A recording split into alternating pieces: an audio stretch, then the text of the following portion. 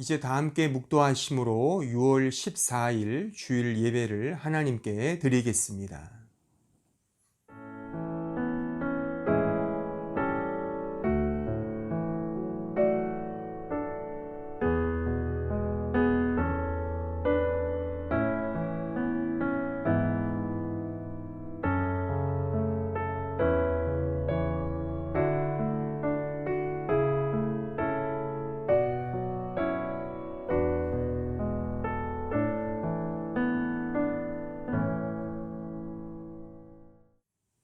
믿음의 선한 싸움을 싸우라. 영생을 취하라. 이를 위하여 너희가 부르심을 받았고 많은 증인 앞에서 선한 증언을 하였도다. 은혜로우시고 자비로우신 아버지 하나님 감사합니다. 이 시간 오직 우리 구주 예수 그리스도만을 의지하며 하나님 앞에 나아갑니다. 이 예배를 받아주시고 신령과 진리로 예배하는 은혜의 시간으로 역사하여 주시옵소서. 우리 마음의 근심과 걱정 다 주님 앞에 내려놓고 주님이 주시는 하늘의 소망과 하늘의 즐거움과 그 영광을 맛보는 은혜의 시간 될 수 있도록 역사하여 주옵소서. 예수 그리스도의 이름으로 기도하옵나이다. 아멘. 이제 다 함께 사도신경으로 우리의 신앙을 고백하겠습니다. 나는 전능하신 아버지 하나님 천지의 창조주를 믿습니다. 나는 그의 유일하신 아들 우리 주 예수 그리스도를 믿습니다.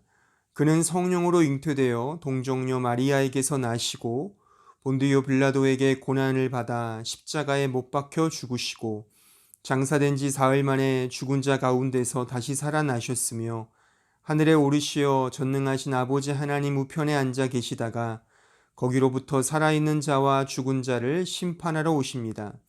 나는 성령을 믿으며 거룩한 공교회와 성도의 교제와 죄를 용서받는 것과 몸의 부활과 영생을 믿습니다.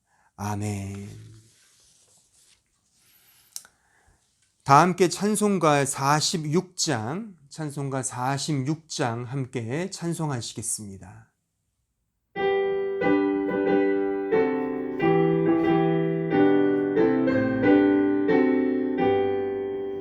이날은 주님 정하신 참 기쁜 날일세. 온천한 만민 주 앞에 다 찬송하여라. 주 오늘 부활하시고 사망을 이겼네. 구주를 믿는 성도들 그 복음 전하세. 만왕의 왕인 예수께 호산나 부르세. 이날에 주가 오셔서 다 구원하시리. 큰 권 가진 구세주 살 길을 주려고 온 세상 만민 가운데 주 함께 계시네. 이날에 모인 성도들 호산나 부르세. 저 하늘 천군 천사도 다 화답하여라. 아멘. 언제 어디서나 우리와 동행하시며 우리를 지키시는 하나님 아버지, 오늘도 예배드리게 하여 주심을 감사드리고 간절한 마음으로 주님 앞에 나왔습니다. 한 주간도 주님의 품 안에서 저의 건강을 지켜주심에 감사드립니다. 우리의 모든 것이 주님께로부터 왔음을 고백하오니 주님, 우리의 삶을 지배하고 있는 이 코로나라는 고난의 모든 시간 속에서도 하나님께 속한 것이기에 우리는 오직 하나님만 믿고 의지하고 고난 가운데 운행하시는 주님의 섭리를 간절히 간구하며 기도드립니다. 이럴 때일수록 더욱더 하나님 앞에 나아가 하나님과의 시간을 가지며 아버지의 뜻을 구하고 믿음이 더욱더 단단해지며 아버지 앞에 더 나아갈 수 있는 시간을 갖게 하여 주세요. 하루빨리 코로나 바이러스가 종식되고 더 이상 확산되지 않도록 은혜와 자비를 내려주시옵고 다시 성도 모두 모여 아버지 앞에 나가 예배드리는 그날이 하루속히 오도록 간절히 기도드립니다. 지금 처해 있는 상황에서 하나님을 향한 믿음으로 하나님으로부터 오는 은혜와 평강을 더 깊이 사모하고 누리는 신자가 되길 바라옵고 세상으로 오는 은혜와 평강을 오해하지 않고 이번 한 주간도 살아가길 간절히 바라옵니다. 하나님, 이 시간 아버지 말씀을 전하실 목사님께 성령 충만함을 주시고 이 시간에 예배드리지 못한 형제, 자매, 또 마음과 육신이 고통받고 있는 이들에게 치유와 회복이 있게 하시고 근심 걱정 있는 모든 성도에게도 평안이 있게 하여 주시길 기도합니다. 그리고 이 시간 예배를 위해 수고하고 헌신하는 성도들도 하나하나 기억하여 주시고 축복을 내려주길 원합니다. 이 예배 가운데 처음부터 끝까지 주님께서 함께하여 주시길 원하옵고 우리를 구원하신 예수 그리스도 이름으로 감사하며 기도드립니다. 아멘.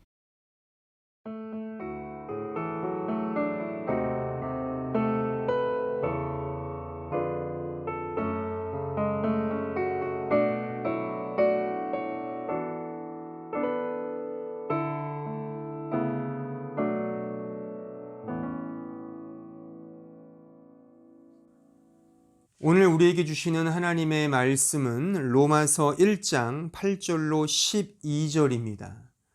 제가 말씀을 봉독하겠습니다.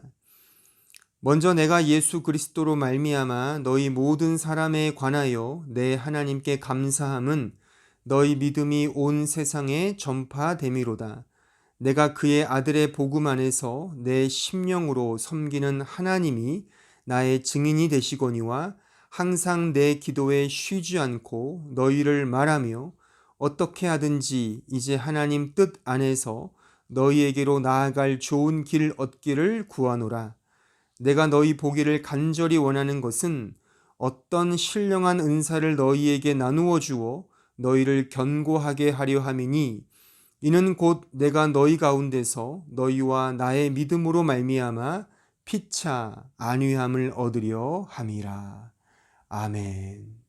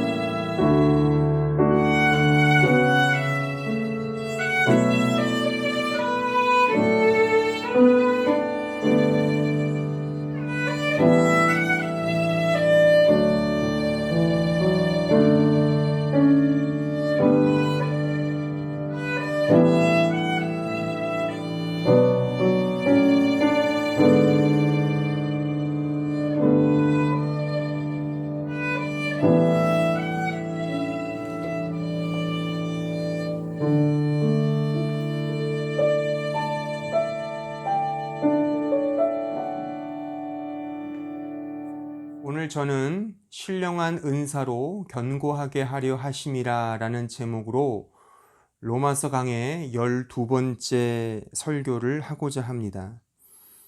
우리는 오늘 본문의 말씀을 통해 사도 바울이 이 로마서를 왜 기록했는지, 왜 썼는지에 대한 이유를 알 수 있는 매우 중요한 대목을 발견하게 됩니다. 오늘 본문 11절로 12절을 다시 보시면 어떻게 하든지 이제 하나님의 뜻 안에서 너희에게로 나아갈 좋은 길 얻기를 구하노라. 내가 너희 보기를 간절히 원하는 것은 어떤 신령한 은사를 너희에게 나누어 주어 너희를 견고하게 하려 함이라. 이 말씀 속에 사도 바울이 이 로마서를 기록한 매우 중요한 이유가 담겨져 있습니다. 중요한 부분은 어떤 신령한 은사를 나누어 주어 너희로 견고하게 하려 하기 위해 이 로마서를 기록했다, 그것입니다. 우리는 이 본문의 말씀을 통해 신령한 은사란 무엇이고 더불어 신앙생활에 있어서 견고하게 된다는 것은 어떤 의미를 가지고 있는지를 좀 더 깊이 있게 생각해 보고자 합니다. 요즘 저는 로마서를 공부하고 설교하면서 제 자신에게 가장 핫하게 다가오는 하나의 주제가 있습니다. 그것은 바로 그리스도인의 성장과 성숙이라는 주제입니다. 앞으로 로마서를 설교하면서 더 깊이 있게 설명되어질 거라고 생각합니다. 오늘은 좀 개괄적인 측면에서 이 부분에 대한 가장 기본적이고 중요한 원리를 설명하고자 합니다. 오늘 본문에 견고하게 하려 함이라란 문구가 등장하는데 바로 이것이 그리스도인의 신앙생활에 있어서 성장과 성숙을 가리키는 내용이라고 말할 수가 있습니다. 여기에 견고하다라고 쓰인 헬라어 단어는 스테리조입니다. 이 스테리조 단어의 뜻은 strengthen, 강하게 하다, 또는 establish, 어떤 것을 세우다, steadfast라고 하여 확고하게 하다라는 의미를 담고 있습니다. 달리 말하면 make strong입니다. 그러니까 강하게 하다라는, 튼실하게 세운다라는 그런 의미를 담고 있습니다. 우리가 지금 공부하고 있는 이 로마서의 수신자들은 이미 예수를 믿고 있는 그리스도인들입니다. 사도 바울은 바로 그런 이미 신자된 자들에게 이 편지를 쓰고 있는 것입니다. 사실 로마서뿐만 아니라 성경 전체가 이미 예수를 믿고 있는, 즉 하나님의 자녀인 성도들에게 주어진 하나님의 계시의 말씀인 것입니다. 이미 그리스도인이 되어 하나님을 믿고 있는 신자들에게 성경은 말하자면 더 견고하게 자라가라, 더 좋은 믿음으로 강하고 성장해 가라, 튼실하게 더 성숙해 가라 라는 말씀으로 가득 채워져 있다는 사실인 것입니다. 그러니까 오늘 설교를 통해 견고하게 자라간다는 그 의미, 그리스도인으로서의 성장과 성숙이라는 그 의미가 무엇인지를 좀 더 깊이 있게 생각해 보려고 하는 것입니다. 성경 전체가 이 주제인 것입니다. 에베소서 4장 13절로 16절에 보시면 우리가 다 하나님의 아들을 믿는 것과 아는 일에 하나가 되어 온전한 사람을 이루어 그리스도의 장성한 분량이 충만한 데까지 이르리니 이는 우리가 이제부터 어린아이가 되지 아니하여 사람의 속임수와 간사한 유혹에 빠져 온갖 교훈의 풍조에 밀려 요동하지 않게 하려 함이라. 오직 사랑 안에서 참된 것을 하여 범사에 그에게까지 자랄지라. 그는 머리니 곧 그리스도라. 그에게서 온 몸이 각 마디를 통하여 도움을 받음으로 연결되고 결합되어 각 지체의 분량대로 역사하여 그 몸을 자라게 하며 사랑 안에서 스스로 세우느니라. 지금 읽은 이 말씀의 13절을 다시 보시면 그리스도의 장성한 분량이 충만한 데까지 이르리니라고 되어 있음을 확인할 수 있습니다. 이것은 충만해지는 과정이 곧 우리의 신앙 생활임을 분명히 말해주고 있는 대목입니다. 15절에도 그에게까지 자랄지라라고 매우 직접적으로 명시되어 있습니다. 이것 역시 신자의 신자됨이 곧 예수 그리스도에게까지 자라가야 함을 가리키는 말씀이라고 그렇게 이해할 수가 있습니다.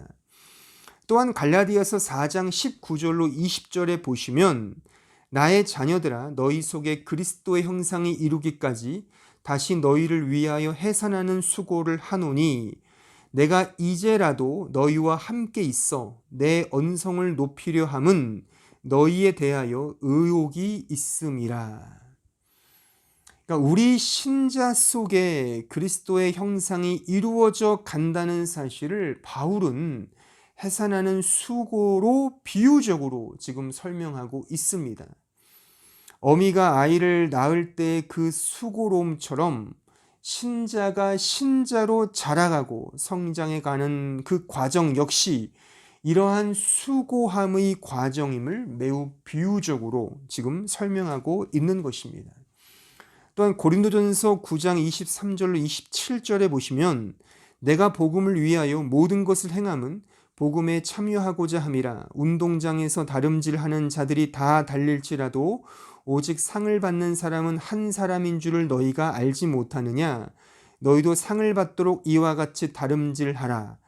이기기를 다투는 자마다 모든 일에 절제하나니 그들은 썩을 승리자의 관을 얻고자 하되 우리는 썩지 아니할 것을 얻고자 하노라. 그러므로 나는 다름질하기를 향방 없는 자같이 아니하고 싸우기를 허공을 치는 것 같이 아니하며 내가 내 몸을 쳐 복종하게 함은 내가 남에게 전파한 후에 자신이 도리어 버림을 당할까 두려워함이로다.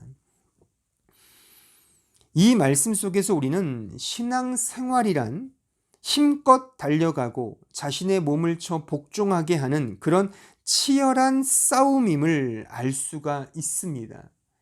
특별히 16절에 싸움이란 이 헬라어 단어가 이 푸쿠티오라는 단어입니다.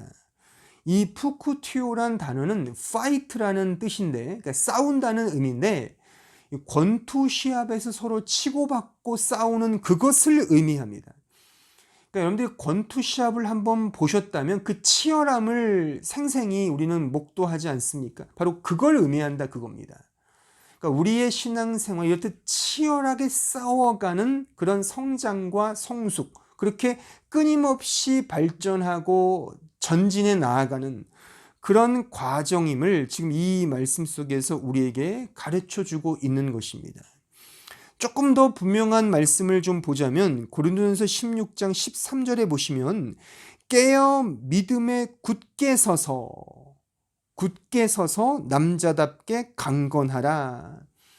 그러니까 남자라고 해서 남자를 의미하는 게 아니겠죠. 이것은 그러니까 남자만 해당하는 말씀이 아니라 그러니까 신자가 이렇듯 남자답게 어떤 용맹스럽게 그 푸쿠티오 싸워가는 그 분투하는 그런 말씀을 지금 이 고린도전서 16장 13절이 우리에게 지금 보여주고 있는 것입니다.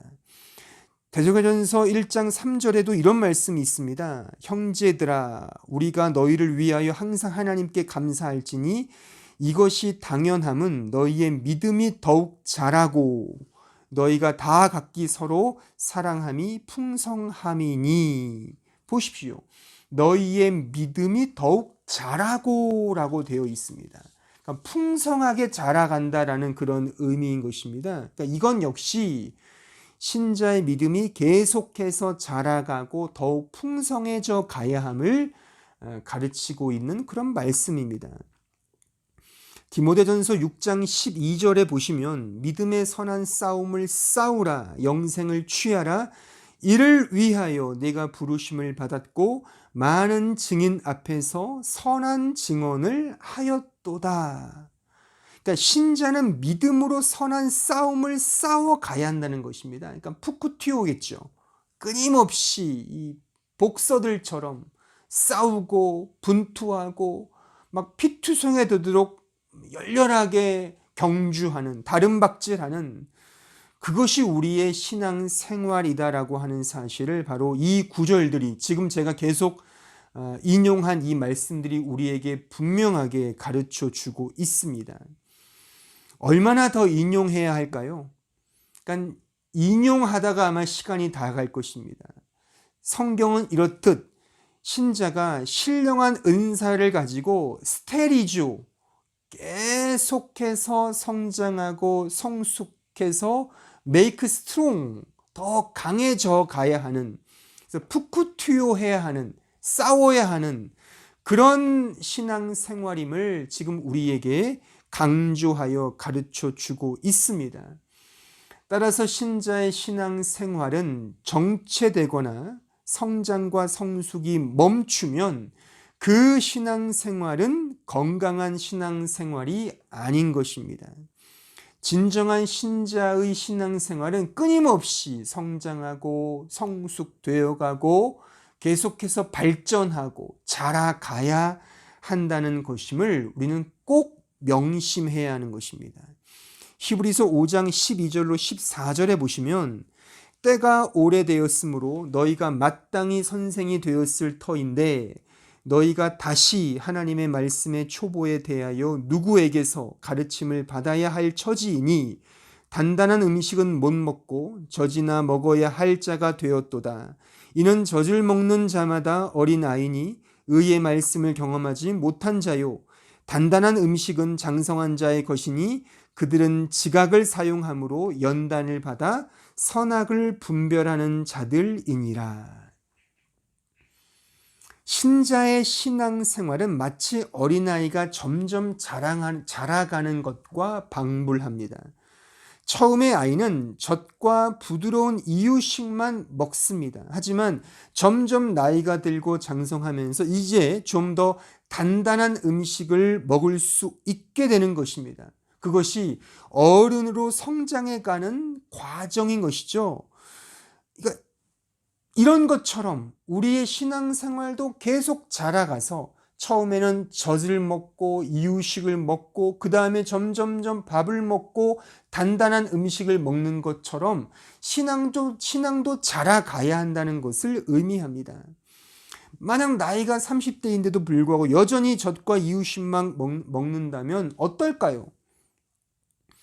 아마 상상만 해도 끔찍할 거라고 생각합니다. 그러니까 이처럼 우리의 신앙도 계속해서 자라가서 더 단단한 음식을 먹을 수 있을 정도의 성장과 성숙으로 나아가야 한다는 그런 말입니다. 이런 점에서 우리가 지금까지 이 인용한 말씀과 저의 이 설교의 내용 속에 한 가지 소결론으로 내릴 수 있는 것은 신앙생활이란 계속해서 스테리조, 메이크 스트롱, 푸투큐, 계속 싸우고 성장하고 분투하여 자라가야 하는 그런 과정이라는 그 사실에 우리는 결론의 방점을 찍을 수가 있습니다. 이 성경의 가르침을 쫓아 현재까지 거룩한 믿음의 선조들은 교회의 존재 목적과 목회의 본질을 이러한 과정으로 여기며 실행에 옮겨왔습니다. 대표적으로 17세기 청교도였던 존 오웬은 교회의 역할과 목적에 대해 다음과 같이 말했습니다. 교회의 사명은 사람들로 하여금 회개케 하는 것이며 동시에 회개한 자들의 그 회개를 지키게 하는 것이다 라고 말입니다. 그러니까 단번에 이루어지는 것이 아니죠. 계속 회개하고 그 회개한 것을 지켜가게 하는, 그러니까 어떻게 보면 계속 그렇게 나아가게 하는, 그렇게 싸워가게 하는 그런 과정이다라고 하는 정의인 것입니다. 20세기 개혁주의 설교자로서 많은 존경과 롤 모델이 되고 있는 그 마틴 로이드 존스 목사님도 교회의 주된 목적에 대해서 다음과 같이 언급했습니다. 교회의 주된 목적은 인간을 하나님과 바른 관계로 이끄는 것이며 화목해 하는 것이다 라고 말입니다. 그러니까 바르게 이끌고 화목해 한다는 이 표현의 뉘앙스 속에는 분명 지속적이고 계속적인 의미가 내포되어 있다고 우리는 생각할 수가 있습니다. 바로 이것입니다.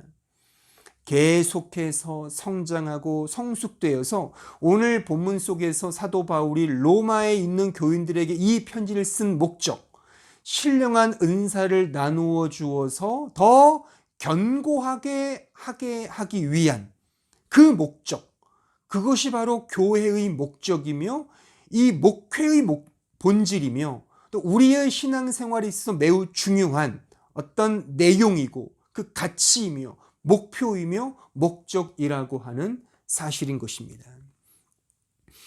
그런데 여기서 우리가 매우 중요한 사실을 꼭 기억해야 합니다. 꼭 기억해야 합니다. 이게 매우 중요해서 제가 꼭을 몇 번이나 제가 반복하고 싶습니다. 꼭 기억할 것은 성경에서 말하는 견고하게 된다라고 하는 이 표현, 그러니까 스테리조라는 이 표현 있잖아요. 견고하게 된다. 또 제가 지금 계속 설명드린 그리스도인으로서의 성장과 성숙이라는 이 의미와 우리가 일반적으로 혹은 세상적으로 생각하는 성장과 성숙 간에 분명한 차이가 있다는 사실을 말입니다. 그러니까 보편적으로 생각되어지는 성장과 성숙, 국어사전에서 이해되는 자라남과 인격 도야와 같은 그런 개념이 지금 제가 말하고 있는 이 성경이 말하는 성숙과 성장과 결부시켜서 함께 이해해서는 안 된다라는 사실입니다. 세상이 말하는 성장과 성숙과 성경이 말하는 성숙과 성장은 다른 개념임을 꼭 명심하셔야 합니다. 이 부분을 제가 이제 설명해 드릴 겁니다. 왜 다른지 말이죠. 물론 믿음이 견고해지면 그 믿음의 자태가 각 신자의 인격을 통해 세상 사람들 앞에 매우 의미 있는 모습으로 드러나게 되는 것은 물론 사실입니다. 그 의미 있는 모습이 때로는 사랑과 인애가 가득한 모습으로 혹은 먼저 용서하고 아량을 베푸는 넉넉한 모습 등으로 드러나게 되기도 합니다. 말하자면 윤리적이고 도덕적인 마음과 태도로 분명 나타나게 된다는 그런 말입니다. 하지만 지금 제가 설명한 이 부분, 이런 윤리적이고 도덕적인 성장과 성숙이라는 개념과 성경이 말하는 스테리조에서 확인했던 그 의미, 그러니까 신령한 어떤 은사로 견고해지고 자라나고 성장한다는 성경에서 말하는 이 성장과 성숙이란 의미는 다른 개념이라 이겁니다.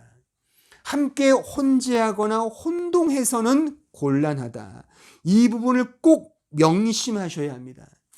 드러남의 양상이 어떤 면에서 유사하다 하더라도, 그러니까 세상이 말하는 인격적 도야와 성경이 말하는 인격적 성숙이 보이는 양상 속에서는 비슷한 면이 분명 있습니다. 아까 설명드렸던 것처럼요. 하지만 본질적인 면에서, 근본적인 면에서는 전혀 다르다. 어떤 의미의 천양지차 차이다 이거죠. 전혀 다른 개념이라는 사실을 우리는 꼭 기억을 해야 합니다. 이 부분을 혼동하면 신자의 신앙생활과 더 나아가서 하나님 앞에 거룩하고 성화된 그 모든 삶 자체가 부정되게 됩니다. 그러니까 매우 중요한 지금 서론적인 의미이긴 하지만 오늘은 이 부분을 매우 분명하게 아주 정말 클리어하게 여러분들이 이해를 하고 계셔야 합니다. 예컨대 보십시오. 꿀과 설탕이 동일하게 단맛을 자아낸다 하더라도 전혀 다른 것임을 아는 것과 같습니다. 그렇죠? 그러니까 꿀과 설탕이 모두 우리 입속에서는 단맛을 냅니다. 하지만 꿀과 설탕 사이에는 본질적으로 그 성분의 차이가 분명히 있습니다. 그러니까 일반적으로 설탕은 공장에서 만들어낸 인공 감미료입니다. 하지만 꿀은 자연산이죠. 특히 성분에 있어서 꿀은 설탕에 비해서 글리세믹 지수가 매우 현격히 낮다고 합니다. 그래서 한 연구 결과에 따르면 꿀 섭취 시 설탕에 비해 인슐린 지수나 포도당 지수가 굉장히 덜 상승한다고 합니다.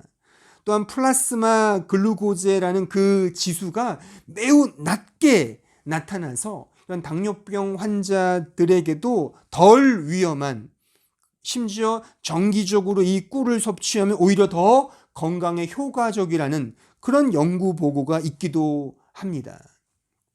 게다가 꿀은 설탕에 비해서 수분이 낮고 각종 퍼록사이드 항균제라든가 또는 이 방향족산, 페놀산, 플라이보노이드 같은 이런 다양한 성분들이 들어있어서 향바이러스성 이 특징을 가지고 있다고 합니다. 그래서 이 바이러스 질병으로부터 우리의 몸을 예방하는 그런 어떤 효과가 또한 이 꿀에는 내포되어 있다고 하는 것이죠. 그러니까 설탕에는 그런 게 현격히 없죠. 꿀과 이 설탕이 다 단맛을 낸다고 하지만, 양상 속에는 그렇게 드러난다고 하지만 현격히 본질적으로 성분적으로 다르듯이 세상으로 말하는 성장과 성숙, 어떤 인격의 도야, 이런 내용과 성경이 말하는 인격적 성숙과는 전혀 다른 개념임을 우리는 꼭 기억해야 하는 것입니다. 그러니까 이런 것을 우리가 혼돈한다면 지금 우리가 몸담고 있는 현대 교회 문제들, 그러니까 저는 그렇게 생각합니다. 오늘날 현대 교회의 가장 심각한 문제가 바로 이 개념에 대한 혼재와 혼용이라고 저는 생각을 합니다. 그러니까 세상에서 말하는 성숙한 사람과 성경이 말하는 믿음의 사람을 전혀 구분하지 못하는 것입니다. 세상에서 소위 도덕군자가 교회에서의 믿음이 좋은 사람으로 각광을 받고 있더라, 그 말인 것입니다. 예수를 믿지 않아도 인격적 자질이 남다른 사람을 예수를 믿지만 인격적으로 덜 된 사람보다 더 압도적으로 존경하고 칭송하더라, 그 말입니다. 예수를 믿는 것과는 상관없이 인격적으로 탁월하고 세상적으로 멋들어지게 사는 사람들을 교회는 왠지 흠모의 마음으로 동경하며 그런 사람들을 교회의 회원으로 받고 싶어 안달이며 신자의 삶의 롤 모델로 세워지고 있는 이 작금의 안타까운 상황, 이것이 현대 교회, 특별히 한국 교회의 또 하나의 문제라고 저는 생각을 합니다. 천자문에 보면 이 4대 오상이라는 글귀가 등장합니다. 이 사자성어죠. 이 4대 오상, 이 말의 뜻은 4가지의 큰 것과 5가지의 항상 있어야 할 인간 본연의 덕목, 이런 의미입니다. 가장 큰 4대가 뭐냐? 천지군친이라고 합니다. 천지군친, 하늘, 땅, 임금, 그리고 부모를 일컫습니다. 하늘, 땅, 임금, 부모가 인간 관계와 이 인간의 존재에게 가장 중요한 으뜸이라고 하는 그런 가르침인 것이죠. 오상은 5가지 덕목을 말합니다. 즉 인의, 예지, 신을 가리킵니다. 다시 말하면 사랑, 올바름, 도리, 지혜, 그리고 신의, 그러니까 믿음이라는 거죠. 이 5가지 오상, 항상 있어야 할 인간의 궁극적인 덕목이라는 것이죠. 그러니까 군자는 이러한 이 4대 오상을 언제나 마음에 새기며 자신의 인격을 수양하고 더 참된 군자가 되기 위해 노력하고 수양을 쌓았다고 말할 수가 있는 것입니다. 우리의 주변에는 예수님과는 상관없이, 그러니까 성경이 말하는 믿음과는 상관없이, 아무 관계없이 4대 5상을 매우 조화롭게 실천하며 살아가는 사람들이 의외로 많습니다. 그리고 태생부터가 그러한 덕목을 잘 수행하고 지키는 그런 아주 군자다운 캐릭터를 지닌 사람들도 많습니다. 그런데 성경이 말하는 성숙과 성장은 4대 5상을 성심성의껏 실천하는 것이 아닙니다. 다시 말해서 믿음이 견고해진다는 것, 거룩해지고 성화의 삶을 산다는 것은 신자의 인격과 성품, 자질이 남다르게 되고 고상하게 되며 탁월한 인품으로 변한다는 것을 1차적으로 가리키지 않습니다. 성화는 본질적으로 신자 개인의 성품의 변화에 초점이 맞추어 있지 않습니다. 그러니까 많은 신자들이 이 부분에 대하여 오해하거나 그릇된 어디서 들었는지 모르겠지만 잘못된 생각을 갖고 있는데, 오늘 분명하게 제 설교를 통하여 마음에 새기십시오. 예수님의 성품을 닮아가는 것이 성화라고 생각하는 사람들이 의외로 많은데, 그것은 결과적으로 그렇게 될 것이라는 하나님의 구원 역사의 측면에서는 맞지만, 신자가 성화를 위해 노력하고 애써야 할 내용으로서, 또한 힘써 싸워야 할 어떤 신앙의 타켓으로서, 그리고 믿음으로 견고해져야 하는 신앙의 본질적 차원에서는 아니라 그 말인 것입니다. 인간이 노력해서 달성할 수 있는 4대 5상이지, 지금 제가 이렇게 인간을 수양하고 인간의 이 신자의 이 인품과 성품을 올곧게 만드는 것은 4대 5상이지, 성경이 말하는 믿음으로 견고해지는 것이나 그리스도의 성품을 닮아가는 차원의 성화는 아니라 그 말입니다. 잘 이해하십시오. 이해가 안 되시면 반복해서 들으십시오. 더 제가 설명할 시간은 없고, 어쨌든 이 녹화가 되니까요, 계속 들으시고, 필요하시면 이 설교 원고를 제가 드릴 수도 있고, 차후에 제가 우리 홈피나 이런 데 제가 다 올릴 예정도 있습니다. 계속 읽고 들으시면 이 기독교의 중요한 교리와 이 의미들을 분명하게 이해할 수 있을 거라고 저는 분명히 말씀을 드릴 수 있습니다. 그러니까 신자는 스스로 아무리 노력해도 예수님의 성품을 온전히 닮을 수 없습니다. 오히려 내가 노력해서 하려고 하는 그 생각, 그 내 힘으로 거룩하게 되고자 하는 그 모든 수고는 성경이 말하는 믿음의 싸움과 성화로의 분투와는 전혀 상관이 없는 것이며, 도리어 성경은 그것을 죄라 말한다 그겁니다. 도리어 그것이 죄라고 성경은 말하고 있음을 여러분들이 무겁게 받아들이셔야 합니다. 하지만 안타깝게도 작금의 교회는, 특히 한국 교회는 지나치게 이 4대 5상을 근거로 하여 신자의 믿음의 성장, 어떤 믿음의 성숙, 그것이 참된 믿음의 모습인 양, 그리스도인의 성숙된 모습인 양, 그러한 삶인 양 생각하고 그렇게 떠받들고 그렇게 가르치고 있다는 사실 속에 저는 한 사람의 목사이고 또는 신자로서 참 안타까움을 금할 길이 없습니다. 하지만 전혀 그렇지 않습니다. 우리가 이런 식으로, 이런 4대 5상으로 인격의 수양과 어떤 성품의 변화, 그러니까 이게 없다는 건 아닙니다. 오해하시면 안 됩니다. 이런 양상이 있습니다면 믿음으로 견고해지고, 또한 성장하고 성숙하고 그리스도를 닮아가고, 또한 그리스도인의 성화의 삶은 이런 차원이 아니에요. 더 본질적이고 더 깊이 있는 내용이 있다. 오늘 제가 그걸 설명해 드릴 겁니다.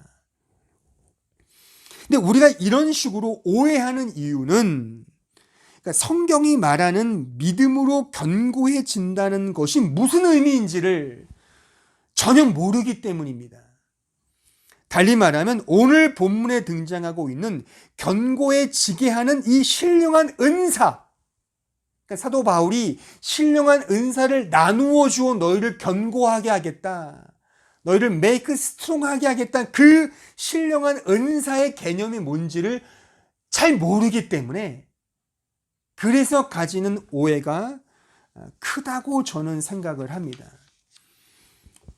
그러니까 오늘 본문 11절에 나타난 이 신령한 은사라는 이 부분, 이 글귀를 좀 우리가 깊이 생각을 해보면 이 신령한 은사로 쓰인 헬라어는 이런 겁니다. 카리스마 휘민 푸뉴마티콘이라는 헬라어의 글귀입니다. 이 카리스마라는 것은 은혜란 뜻입니다. 휘민은 이제 to you, 너에게란 뜻이고, 이 푸뉴마티콘은 푸뉴마라는 헬라어 단어를 한 번쯤은 들어보셨죠. 푸뉴마. 이게 성령입니다. 그러니까 이 카리스마 푸뉴마티콘은 이것을 이제 우리 한글 개역 성경은 신령한 은사로 번역을 했는데 조금 원어적으로 이것을 번역하면 성령의 은혜가 되는 겁니다. 그러니까 카리스마 푸뉴마티콘, 성령의 은혜 또는 성령의 선물이라는 그런 뜻이 되는 것이죠. 그러니까 지난주에 제가 설교해드린 은혜와 평강이 있는 자, 그 은혜가 카리스마, 같은 단어입니다.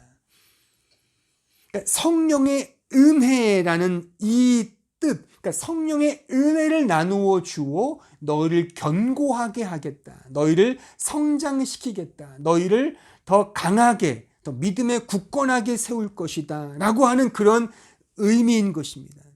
사도는 지금 로마서의 성도들에게 이 성령의 은혜를 나누어 줘, 그렇게 견고하게 세우겠다는 그런 말씀을 지금 이 본문 속에서 피력하고 있는 것입니다.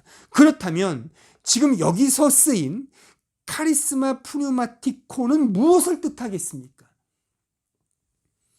이 카리스마 푸뉴마티콘, 성령의 은혜는 무엇을 의미하냐 그거죠. 이걸 해석해야 하지 않겠습니까? 그렇죠? 이 단어를, 이 글귀를 해석해야죠. 그렇죠? 그러니까 성경의 어떤 글귀나 단어나 문맥을 해석할 때 매우 중요한 두 가지 전제가 있습니다. 대원칙이라고 하죠. 첫 번째는 문맥 속에서 그 단어와 그 글귀와 그 어떤 개념을 해석하고 이해하는 것입니다. 문맥을 통해서 해석을 하고, 또 하나는 성경 전체를 통해, 즉 성경은 성경으로 해석한다 그겁니다. 그러니까 성경을 철학으로 해석하는 사람들이 있습니다. 그러니까 성경을 이상한 어떤 인문학적인 사조로 해석하는 사람들이 있습니다. 그건 잘못된 것입니다. 성경은 성경으로 해석해야 되는 것입니다. 여러분들이 혹시 성경을 읽으면서 이해가 안 되거든 그 문맥을 계속 읽어보셔야 합니다. 단어에만 그냥 집착하다 보면, 그러니까 국어 사전을 보고서 성경을 해석하거나 이해하면 잘못될 수 있습니다. 그래서 어느 정도의 신학과 교리도 필요하고, 그 문맥을 이해하기 위해서는 신학이 필요하지 않습니까? 그렇죠? 그런 어떤 문맥에 대한 이해와 성경 전체에 대한 어떤 나름의 이해가 필요할 때 그 어떤 내용과 단어와 글귀를 제대로 해석할 수 있게 되는 것입니다. 그런 맥락에서 한번 이 문맥으로 한번 이 성령의 은혜를 한번 보자고요. 그러면 우리가 가깝게 이 11절에 등장하고 있는 앞뒤를 한번 보자고요. 자, 로마서 1장 8절을 먼저 다시 한번 보겠습니다. 먼저 내가 예수 그리스도로 말미암아 너희 모든 사람에 관하여 내 하나님께 감사함은 너희 믿음이 온 세상에 전파됨이로다. 이 8절에서 핵심은 뭐겠습니까? 이 8절에서 말하는 핵심은 예수 그리스도로 말미암아 전파된 너희의 믿음입니다. 그러니까 이 구절이 성령의 은혜와 어떤 연결점이 있는가? 그러니까 성령의 은혜는 곧 예수 그리스도로 말미암은 믿음이라고 말할 수 있겠죠. 그렇죠? 그렇게 우리가 이 8절과 11절의 그 흐름을 통해 이해할 수 있다 그겁니다. 또한 9절을 보세요. 내가 그의 아들의 복음 안에서 내 심령으로 섬기는 하나님이 나의 증인이 되시거니와 항상 내 기도에 쉬지 않고 너희를 말하며. 이 구절에서의 핵심은 뭐겠어요? 아들의 복음 안에서 내가 너희를 위해 기도하고 섬기고 있음을 가리키는 거죠. 그게 말하고 있는 것입니다. 그러니까 이것은 곧 성령의 은혜의 복음이 곧 아들의 복음 안에서 우리에게 나타났음을, 그렇게 섬기고 있음을 의미하고 있는 그런 말씀인 것입니다. 또 10절을 보십시오. 어떻게 하든지 이제 하나님의 뜻 안에서 너희에게로 나아갈 좋은 길 얻기를 구하노라. 그러니까 이 10절은 사도가 하나님의 뜻 안에서 너희에게로 나아갈 것을 원하고 있습니다. 이 구절의 핵심적 문구는 하나님의 뜻 안에서인 그 글귀인 것입니다. 그런 의미의 11절을 보세요. 내가 너희 보기를 간절히 원하는 것은 어떤 신령한 은사를 너희에게 나누어 주어 너희를 견고하게 하려 함이니. 그러니까 앞서 살핀 각 구절의 핵심 용어들을 한번 생각해 보세요. 다시 말하면 예수 그리스도로 말미암아 아들의 복음 안에서, 그리고 10절 하나님의 뜻 안에서, 이런 문구와 개념과 연관해서 그 문맥의 흐름 속에 신령한 은사라는 이 의미는 어떤 의미로 연결이 되냐 이겁니다. 그러니까 신령한 은사가 무엇을 가리키냐 그거죠. 이것은 제가 지금 계속 이 로마서를 강의하면서 핵심적으로 말씀드렸던, 지금까지 사도 바울이 가장 강력하게 말하고자 했던 게 뭡니까? 지금 당장 읽었던 8절, 9절, 10절에서도요. 예수 그리스도로 말미암아 아들의 복음 안에서, 하나님의 뜻 안에서, 그렇죠? 하나님 안에서, 예수 안에서 뭐가 기억나십니까? 제가 계속 강조했듯이, 지금까지 강조했듯이, 또 앞으로 계속 강조할 사도 바울이 로마서를 기록하는 이유, 바로 하나님의 아들의 복음, 그 아들에 관한 복음, 그 어디에 나옵니까? 그것이 바로 3절과 4절에 그의 아들에 관한 복음, 즉 우리 주 예수 그리스도에 대한 은혜의 복음, 이것을 말한다 이겁니다. 그러니까 성령의 은혜가 뭐냐? 바로 그의 아들에 관한 복음, 우리 주 예수 그리스도에 관한 그 내용, 그가 우리를 위하여 죽으시고 다시금 부활하신 그 사건, 그의 어떤 십자가, 그것이 바로 이 성령의 은혜, 신령한 은사, 내가 너희에게 전하고 싶고 나누고 싶은 것은 바로 그 아들에 관한 복음, 우리 주 예수 그리스도에 관한 그 존재와 그 사실임을 바로 우리가 지금 이 문맥을 해석하면서 확인할 수 있는 매우 중요한 내용인 것입니다. 따라서 신령한 은사, 즉 성령의 은혜는 예수 그리스도에 관한 복음인 것입니다. 은사라고 번역해서 자칫 어떤 특별한 성령의 능력인가?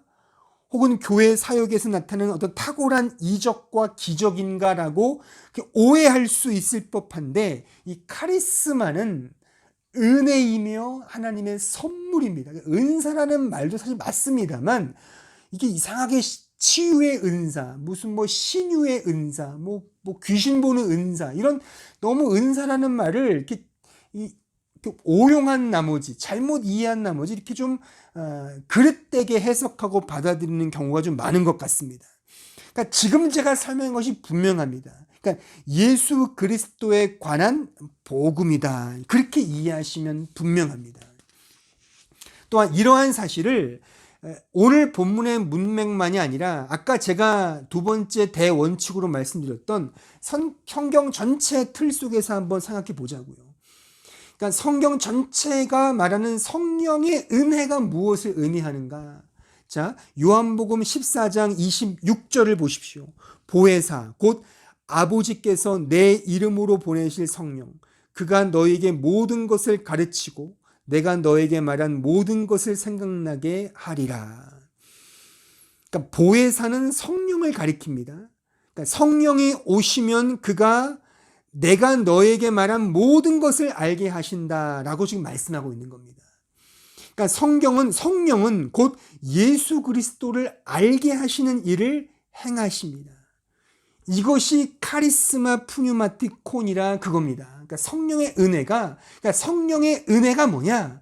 예수 그리스도를 알게 하는 은혜라 이겁니다. 아시겠습니까? 자, 요한복음 16장 13절로 15절을 보십시오. 그러나 진리의 성령이 오시면 그가 너희를 모든 진리 가운데로 인도하시리니 그가 스스로 말하지 않고 오직 들은 것을 말하며 장래 일을 너희에게 알리시리라. 그가 내 영광을 나타내리니 내 것을 가지고 너희에게 알리시겠습니다. 무릇 아버지께 있는 것은 다 내 것이라. 그러므로 내가 말하기를 그가 내 것을 가지고 너희에게 알리시리라 하였노라. 여기서 진리의 성령은 말 그대로 성령 하나님을 의미합니다. 그 성령이 내 영광, 즉 그리스도의 영광을 나타낸다. 지금 그렇게 말씀하십니다. 그러니까 그리스도의 영광을 나타냄이 곧 카리스마 푸뉴마티콘, 성령의 은혜라 이겁니다. 그러니까 성령의 은혜는 무엇이냐? 그리스도의 영광을 드러내는 것, 그리스도를 나타내는 것, 그거라 이겁니다. 따라서 정리하자면 이 카리스마 푸뉴마티콘, 성령의 역사로서의 성령의 은혜는 각 신자와 교회를 예수 그리스도로 말미암아 예수 그리스도 안에서 예수 그리스도를 통하여 자라게 하시며 견고케 하시며 성장과 성숙시키신다는 하나님의 은혜로우신 역사하심이라고 말할 수가 있습니다. 따라서 이 성장의 주체는 인간이 되어서 인간이 스스로 자라가는 차원이 아니라 예수 그리스도가 주체가 되시고 그가 우리 안에서 우리의 머리로서 한 몸을 이루심으로 자라가게 하신다는 것입니다. 신자 스스로가 자라가는 것이 아니라 그래서 신자 인격적 수준이 자라나는 그런 차원이 아니라 그리스도를 머리로 하여 그 몸의 지체가 된 자가 그리스도와 한 몸으로서 자라간다는 바로 그 의미를 말하고 있다. 그것입니다. 골로새서 2장 6절로 7절에 보십시오. 그러므로 너희가 그리스도 예수를 주로 받았으니 그 안에서 행하되 그 안에 뿌리를 박으며 세움을 받아 교훈을 받은 대로 믿음에 굳게 서서 감사함을 넘치게 하라. 보십시오. 우리의 믿음이 어디에 뿌리를 두고 있다고요? 어디에 뿌리를 두고 있다고 지금 말씀하고 있습니까? 바로 그 안에. 그 안은 누구 아닙니까? 바로 우리 구주 예수 그리스도 안에 우리의 믿음, 우리의 존재, 우리의 거룩함, 우리의 성화, 우리의 신앙생활, 우리 인격적 삶 모든 것이 다 그분 안에 예수 그리스도 안에 뿌리를 받아 세워졌다는 그런 말인 것입니다. 우리가 세워지거나 우리가 견고히 서는 그런 차원이 아니라 예수 그리스도 안에서 그가 주체가 되어 그가 머리가 되셔서 우리가 그의 지체로서 그가 자라가심으로 우리가 자연스럽게 자라간다 그 말인 것입니다. 그러니까 이 부분을 사도 바울이 이렇게 신앙적으로 고백하고 있는 것입니다.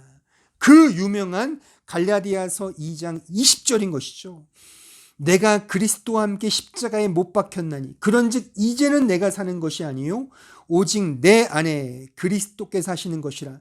이제 내가 육체 가운데 사는 것은 나를 사랑하사 나를 위하여 자기 자신을 버리신 하나님의 아들을 믿는 믿음 안에서 사는 것이라. 이 말씀을 10번 읽어보십시오. 10번 읽어보시고 10번 읽어보시고 다시 한번 리마인드를 해보십시오. 신자의 신앙생활은 내가 사는 삶이 아닌 것입니다. 오직 그리스도께서 내 안에 사시는 것이에요. 그러니까 이 사실을 좀 더 적극적인 차원에서 해석하여 풀면 이런 말이 되는 거죠. 나는 죽고 예수만 사는 삶인 것입니다. 이것이 견고해지는 믿음의 삶이라 그 말인 것입니다. 내가 죽지 않는 믿음의 삶은 성경이 말하는 좋은 믿음의 삶이 아니라 4대 오상에서 말하는 공자왈 맹자왈 하는 그런 유교적 삶에 지나지 않게 된다, 그 말인 것입니다.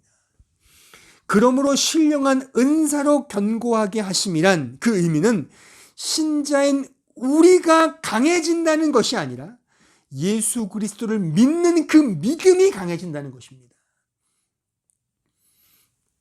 이 의미를 잘 기억하세요.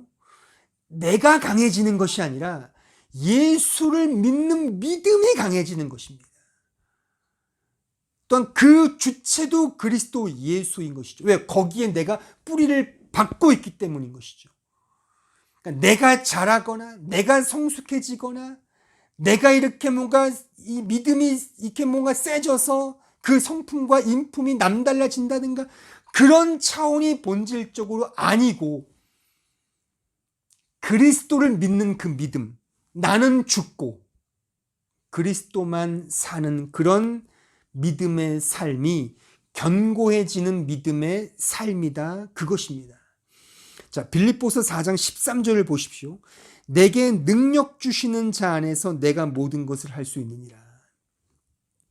신자는 예수 그리스도를 믿는 믿음 안에서 사는 자이기에 그 믿음이 강해진다는 말은 역설적이게도 신자 본인은 약해진다는 사실을 내포하고 있습니다. 왜냐하면 신자의 믿음은 자신을 향한 믿음이 아니라 예수 그리스도를 향한 믿음이기 때문에 그러합니다. 자신을 의지하는 믿음에서, 자신을 사랑하는 어떤 그런 마음에서 그리스도 예수를 향한 믿음으로, 그리스도를 사랑하는 그 마음으로 변화되는 것이기 때문에 필연적으로 자신의 죄인됨을 깨닫고 온전히 그리스도의 의만을 바라보며 의존하게 된다, 그 말인 것입니다.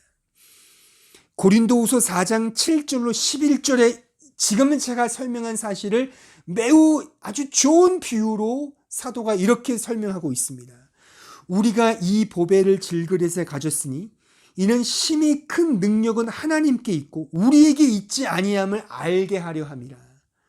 우리가 사방으로 우겨쌈을 당하여도 쌓이지 아니하며 답답한 일을 당하여도 낙심하지 아니하며 박해를 받아도 버림받지 아니하며 거꾸로 트림을 당하여도 망하지 아니하고 우리가 항상 예수의 죽음을 몸에 짊어짐은 예수의 생명이 또한 우리 몸에 나타나게 하려 함이라.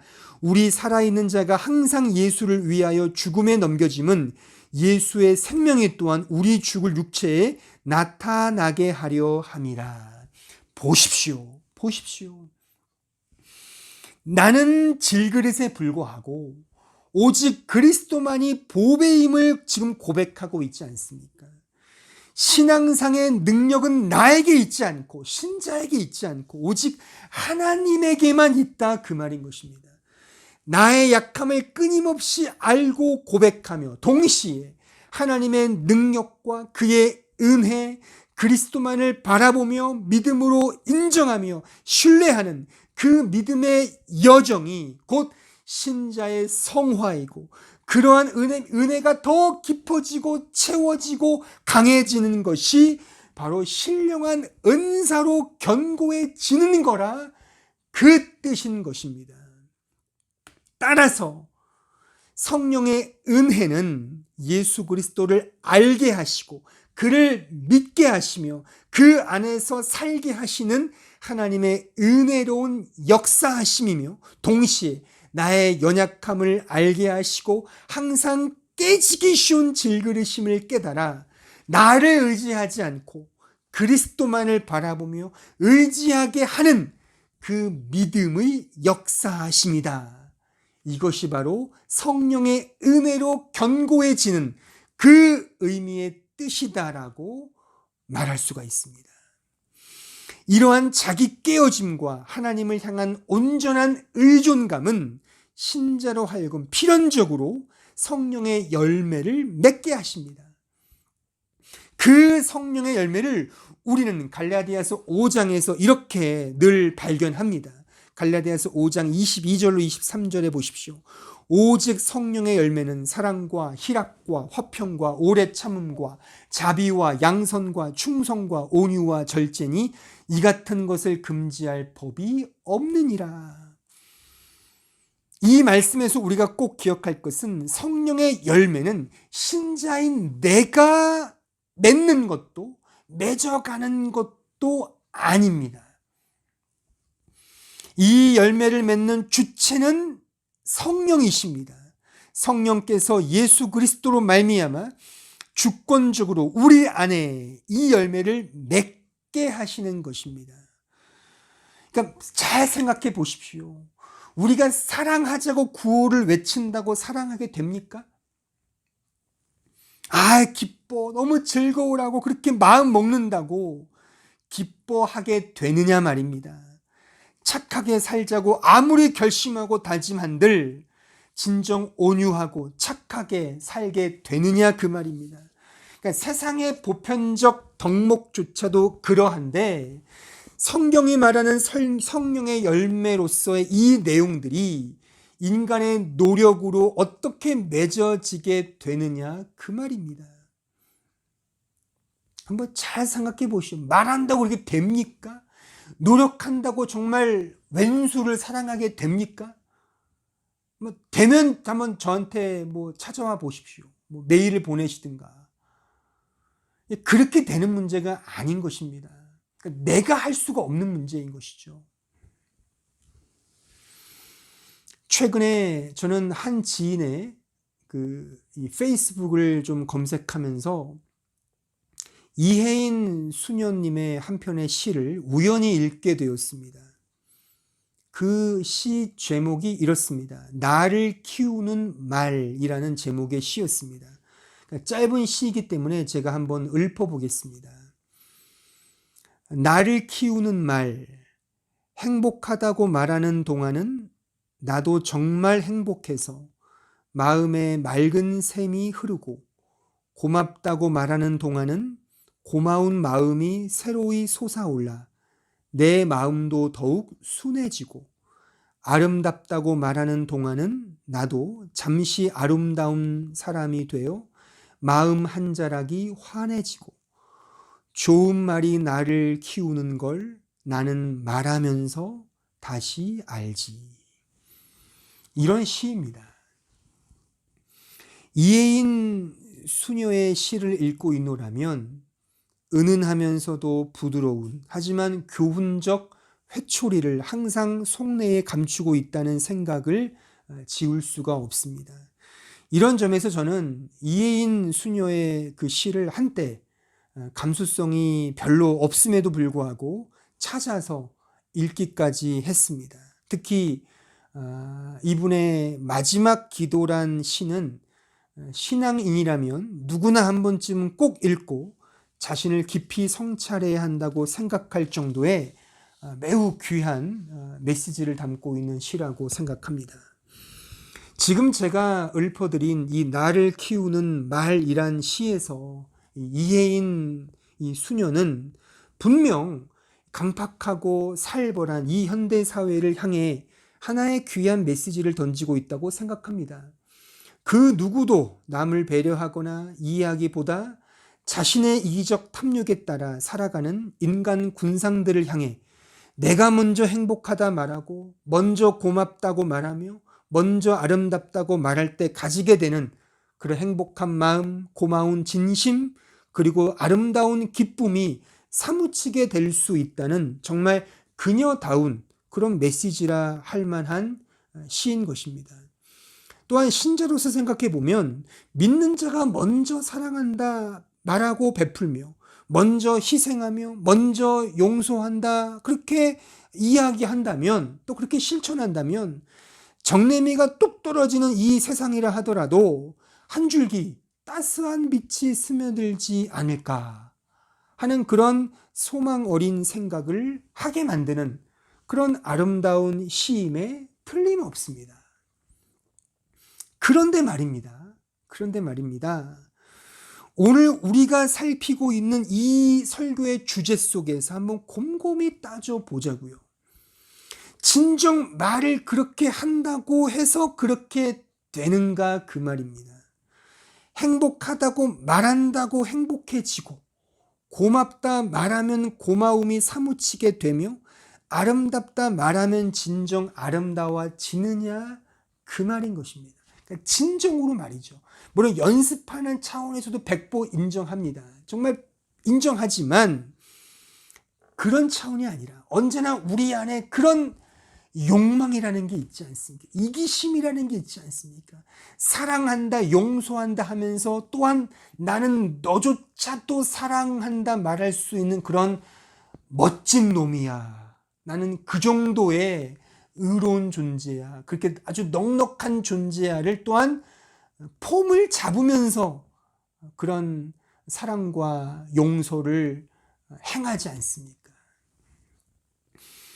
그러니까 말하자면 그렇다는 겁니다. 그러니까 실체 없는 허상을 지나치게 형상화하여 실체 있는 양 코스프레하고 있는 것은 아닌지.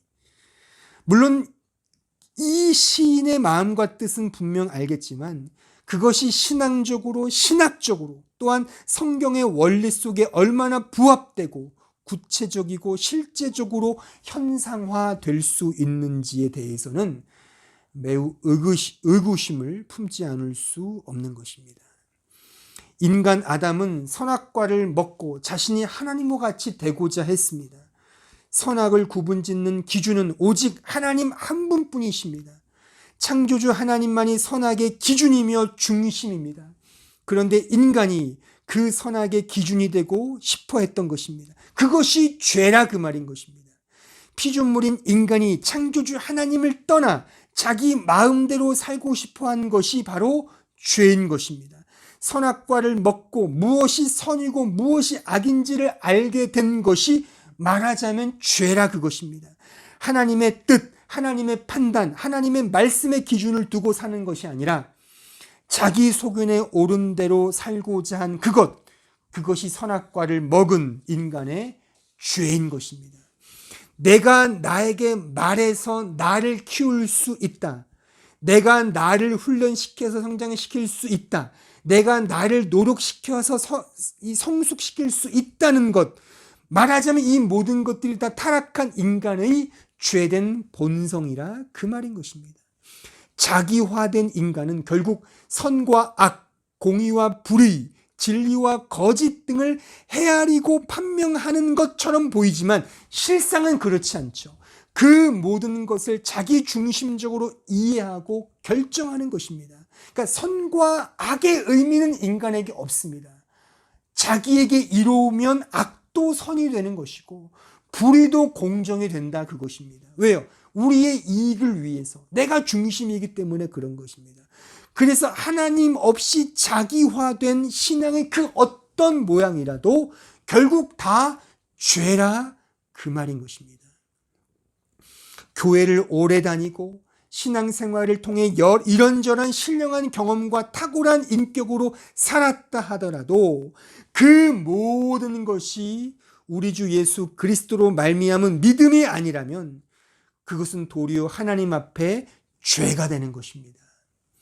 이런 점에서 인격적으로 탁월한 사람이 그리스도의 십자가 없이 교회를 다니고 신앙생활을 하게 되면 가장 무서운 죄를 짓게 되는 것임을 우리는 꼭 명심해야 하는 것입니다. 왜냐하면 그것이 도리어 자기 의를 쌓게 하는 바리새적 죄를 양산하기 때문입니다.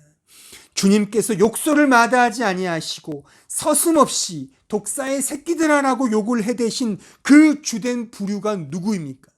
바로 교회 역사상 가장 거룩하고 경건하다고 평가받았던 바로 그들, 즉 바리새인, 사두개인, 율법학자, 유대인 아니었습니까? 바로 그들이 예수님으로부터 가장 큰 비판을 받았던 그런 부류들이었습니다. 하지만 역사가 그들을 인정하여 바리새인, 바리새파라는 그 뜻은 경건한 자란 뜻입니다. 가장 경건하고 가장 탁월한 신앙자들임에도 불구하고 이들이 행한 모든 것들은 도리어 하나님께서 가장 혐오하시는 그런 죄라고 하는 사실인 것입니다. 오늘 이 메시지를 듣고 있는 우리 모두가 정말 꼭 기억할 것, 저를 포함하여 우리 모두가 꼭 기억할 것은 바로 이 사실입니다. 즉 오늘 설교가 바로 나를 향한 주님의 메시지임을 꼭 기억하시기를 저는 당부드립니다. 저 역시 마찬가지입니다.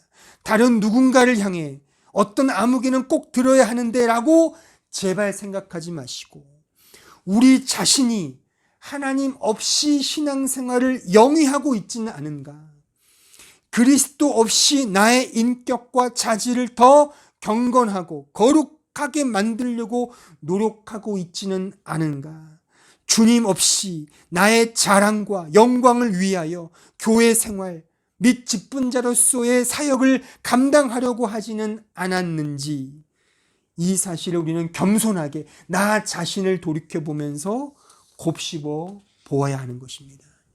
다시금 강조하건대 신앙생활은 나 자신을 강하게 하는 것이 아니라 예수 그리스도를 믿는 믿음이 강해지는 것임을 꼭 기억하셔야 합니다.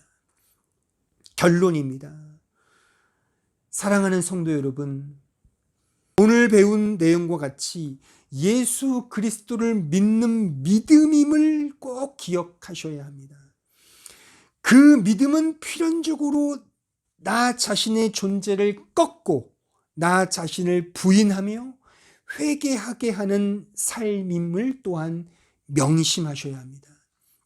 이것이 하나님께서 그의 택한 성도들을 성령의 은혜로, 신령한 은사로 더욱 견고하게 하시는 그의 은혜로운 역사인 것입니다. 기도하겠습니다.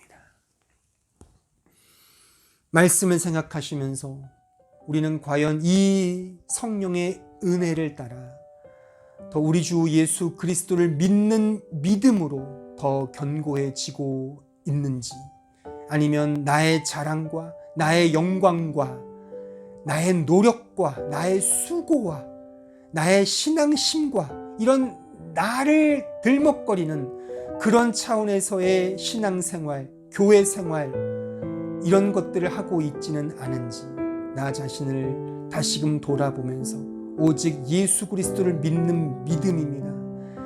내가 자라가는 것이 아닙니다. 내가 강해지는 것이 아닙니다. 나는 질그릇입니다. 오직 깨어지고 이 깨어진다는 사실을 확인하며 주님만을 바라보는 것입니다. 이 고백을 하며 이 진리를 붙들며 이 시간 다 함께 통성으로 기도하겠습니다.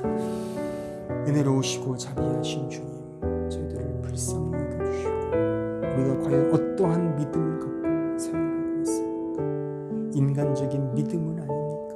4대 오상과 같은 그런 인간적인 처세를 가지고 인간적인 술수를 가지고 하나님을 믿고 있고 교회 생활을 하고 있지 않습니까? 주여 저희들을 불쌍히 여겨주시고 우리가 더욱더 믿음으로 나아가는 주님만을 바라보는 믿음의 종들이 되게 하여 주옵소서.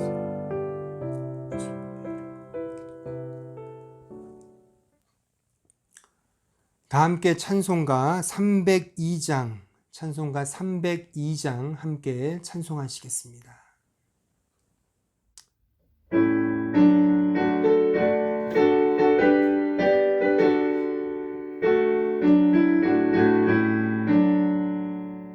내 주 하나님 넓고 큰 은혜는 저 큰 바다보다 깊다. 높고 딴주의 그런 깊은 데로 저 한가운데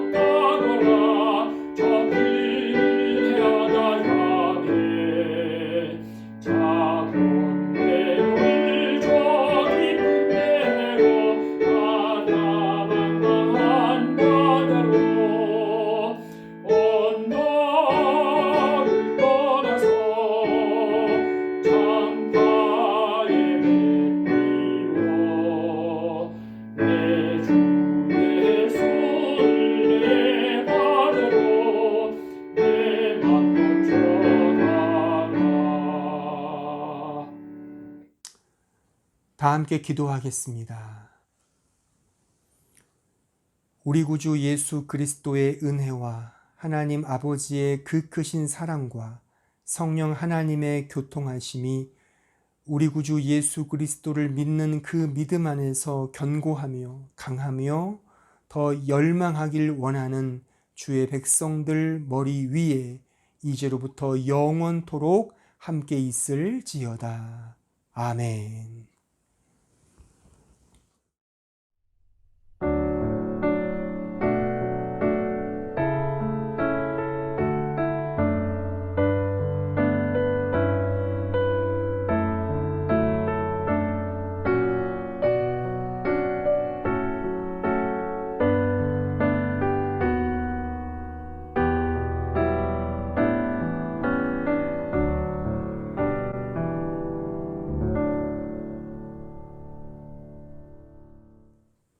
교회 소식을 알려드리겠습니다. 오늘도 영상 예배에 참여하신 모든 성도들께 진심으로 그리스도의 사랑과 은혜의 이 마음을 전합니다. 현재 계속해서 영상 예배를 드리고 있습니다. 하지만 현장 예배에 대한 여러분들의 많은 그런 사모함과 기대감이 많이 있다고 저는 생각을 합니다. 그래서 많은 성도들이 그 재개 시기에 대해서 저에게 문의해 오고 있습니다. 조만간 일정이 정해지면 속히 공지해 드리겠습니다. 공지사항을 잘 참고해 주시고 부디 계속해서 기도에 협력해 주시고 힘들고 어려운 시기이지만 하나님을 향한 믿음으로 잘 이겨내시기를 진심으로 당부를 드립니다. 다음 주일 회중기도 순서 보시고 또한 준비해 주시기를 당부드리겠습니다. 이상으로 모든 예배와 또한 주일 순서를 마치겠습니다. 한 주간도 주님 안에서 승리하시고 다시 뵐 그날까지 강건하시고 또한 승리하시기를 진심으로 빕니다. 감사합니다.